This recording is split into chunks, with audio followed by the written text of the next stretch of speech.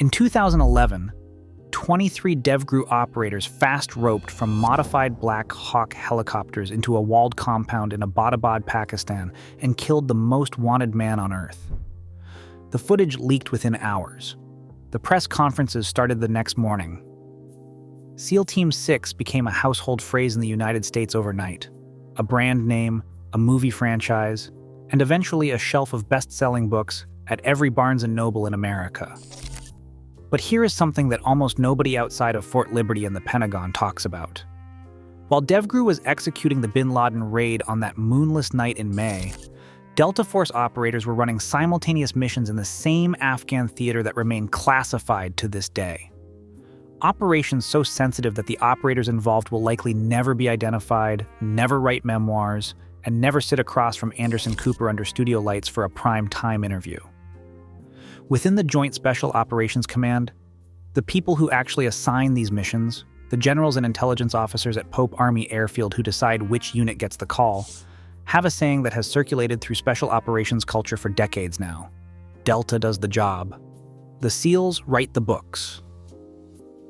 And that single sentence reveals more about the real difference between these two Tier 1 units than any documentary or Hollywood movie ever could.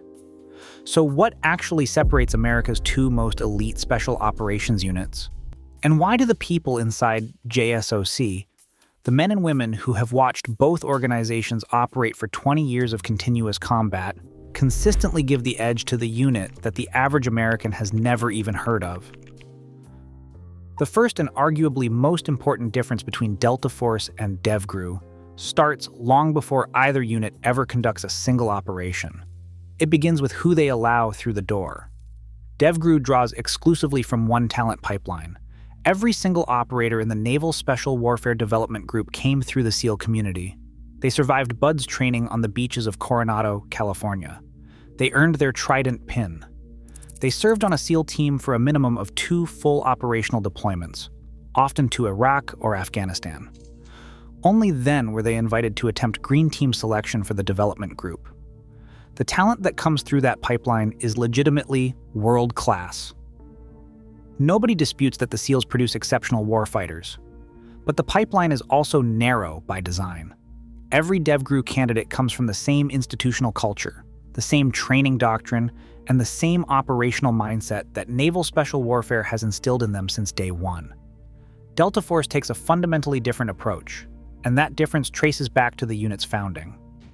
When Colonel Charles Beckwith stood up the 1st Special Forces Operational Detachment Delta in 1977 after spending a year training alongside the British SAS at their headquarters in Hereford, England, he built the entire selection philosophy around one idea that was radical for the American military at the time. The best operator might not come from where you expect. Delta recruits from every branch of the United States Armed Forces: Army Rangers from the 75th Ranger Regiment at Fort Moore, Georgia, Green Berets from the 5th Special Forces Group at Fort Campbell, Kentucky, infantry soldiers, explosive ordnance disposal technicians, Marines from Force Reconnaissance, Air Force combat controllers, pararescuemen, and in rare but documented cases, even members of the Coast Guard.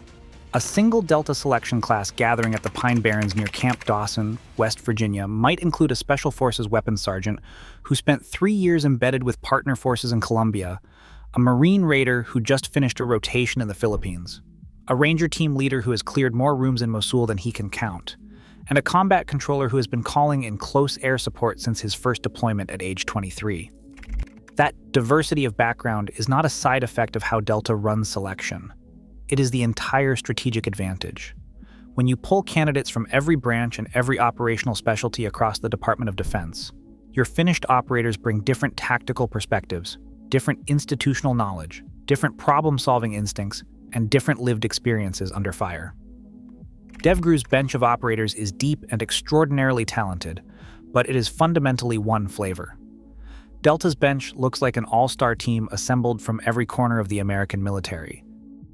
And that leads directly to the second major difference between these units, which is the type of person who actually survives the selection process and earns a spot. The average DEVGRU operator is in his late 20s to early 30s. He went through the BUD-S crucible, earned his way onto a SEAL team, proved himself across multiple combat deployments in the Middle East or Africa, and then earned an invitation to try out for the development group at Dam Neck, Virginia. His entire adult life, from the moment he shipped to boot camp, has been shaped by the culture and values of naval special warfare. He is aggressive, supremely confident, tactically brilliant in close-quarters combat, and conditioned from years of training to thrive in high-intensity direct action environments where speed and violence of action determine who walks out alive. The average Delta Force operator looks noticeably different the moment you meet him. He is typically in his early to mid-30s, and sometimes he is even older than that. Before he ever drove to Fort Liberty to attempt selection, he had already accumulated a full career's worth of operational experience in the conventional or special operations military. Maybe he spent years earning a Ranger tab at what used to be called Fort Benning. Maybe he wore the Green Beret and ran foreign internal defense missions training local forces in sub-Saharan Africa. Maybe he led a Marine infantry squad through house-to-house fighting in the streets of Fallujah during the Second Battle in November 2004. The critical distinction is that by the time this soldier walks into the selection compound, he already knows who he is under pressure. He has already been tested by years of actual combat. Delta's selection process, which takes place over grueling weeks of land navigation in the Appalachian Mountains of West Virginia, is engineered to find a very specific psychological profile. They are looking for mature, self-directed, quiet professionals who can think independently when isolated, operate for extended periods with minimal guidance, and make life or death decisions without radioing anyone for permission. The ideal Delta operator is someone with an almost paradoxically low ego for a man who belongs to the most elite military unit on the planet. He does not need recognition from the outside world. He does not seek public attention or media validation, and he will spend his entire career doing things that he can never tell anyone about, and he will be perfectly comfortable with that silence. DEVGRU cultivates aggressive, elite, tactical shooters who can execute high-speed raids with surgical precision. Delta cultivates quiet professionals who disappear into a crowd 10 minutes after the shooting stops. Both profiles produce world-class warfighters. But only one of those profiles produces operators who can sit in a sidewalk cafe in Beirut, Lebanon, for 3 consecutive weeks, speaking conversational Arabic, wearing local civilian clothes, drinking tea, gathering human intelligence for the CIA, and then execute a hostage rescue in the same city 12 hours later while wearing kit that cannot be traced back to any American military unit. That brings us to the third point of comparison, and this is the one that people inside the special operations community say matters the most when you strip away everything else. Operational versatility. DEVGRU is arguably the finest direct action strike force on the planet. When the mission calls for a fortified compound to be breached, a high-value target to be captured or killed, or a cargo vessel to be boarded and seized in contested waters in the middle of the Indian Ocean, DEVGRU sets the standard that every other Tier 1 unit in the world measures itself against. The Bin Laden raid in Abbottabad on May 2, 2011 proved that fact beyond any reasonable debate. 23 operators loaded into 2 stealth-modified MH-60 Black Hawks, flew deep into sovereign Pakistani airspace without detection, breached the compound walls, cleared multiple floors, positively identified and eliminated Osama bin Laden, gathered an enormous trove of intelligence documents and hard drives, and extracted cleanly. The entire assault phase took roughly 40 minutes. The execution was as close to flawless as any special operation in modern history. But direct action, as spectacular as it can be, is only one capability on the special operations spectrum. The missions that JSOC actually runs week after week in the real world demand far more than the ability to kick down doors and shoot accurately. Delta Force operates across a range that stretches from conventional military raids all the way into the gray zone, where military operations and clandestine intelligence work become indistinguishable from each other. Delta operators have been photographed in full civilian clothes, bearded and long-haired, driving unmarked Toyota Hilux pickup trucks through the streets of Baghdad and Erbil, carrying personally selected weapons that do not appear in any standard military supply catalog, blending so completely into the local population that they could pass for private military contractors, NGO workers, or foreign journalists. That ability to become invisible in a hostile environment is not a party trick. It is a core operational capability that takes years to develop. The unit maintains a deep and well-documented partnership with the CIA Special Activities Center, headquartered at Langley, Virginia. Delta operators have worked embedded alongside CIA paramilitary officers from the ground branch on missions that fall completely outside traditional military command structures. Hostage recovery operations deep in the Colombian jungle, counter-terrorism raids in the mountain villages of Yemen, long-duration intelligence-gathering missions in northeastern Syria where Delta operators lived among Kurdish and Arab populations for weeks at a time, developing sources and mapping networks while remaining invisible to hostile surveillance. CIA officers who have worked side by side with both Delta and DEVGRU operators have been quoted in published accounts describing Delta operators as the most professional soldiers they have ever encountered. The reason those intelligence officers give is straightforward. Delta operators can shift roles depending on what the mission demands. They can conduct a direct action raid on a compound outside Raqqa on a Monday night, debrief a local intelligence asset over coffee in a safe house on Tuesday morning, and be on a military transport aircraft heading to an entirely different country by Wednesday afternoon. DEVGRU produces extraordinary raiders who excel in their lane. Delta produces operators who can work across multiple lanes simultaneously and then vanish without leaving a trace. I would argue, and this claim is going to generate some serious disagreement in the comments, that if the Department of Defense could only fund one Tier 1 unit and had to disband the other entirely, JSOC leadership would keep Delta Force. The versatility gap between the two units at the strategic level is significant. The fourth comparison is the one that most visibly illustrates the cultural chasm between these two organizations. It comes down to how each unit relates to secrecy, publicity, and the outside world. After the bin Laden raid in 2011, something happened within the DEVGRU community that would have been absolutely unthinkable inside the walls of the Delta Force compound at Fort Liberty. Multiple operators who participated in the Abbottabad mission went public. Robert O'Neill appeared on Fox News in a nationally televised interview and claimed to have personally fired the shots that killed Osama bin Laden in that upstairs bedroom. Matt Bissonnette, writing under the pseudonym Mark Owen, published a best-selling book called No Easy Day that provided a detailed first-person account of the entire operation before the ink on the classified after-action review had barely dried.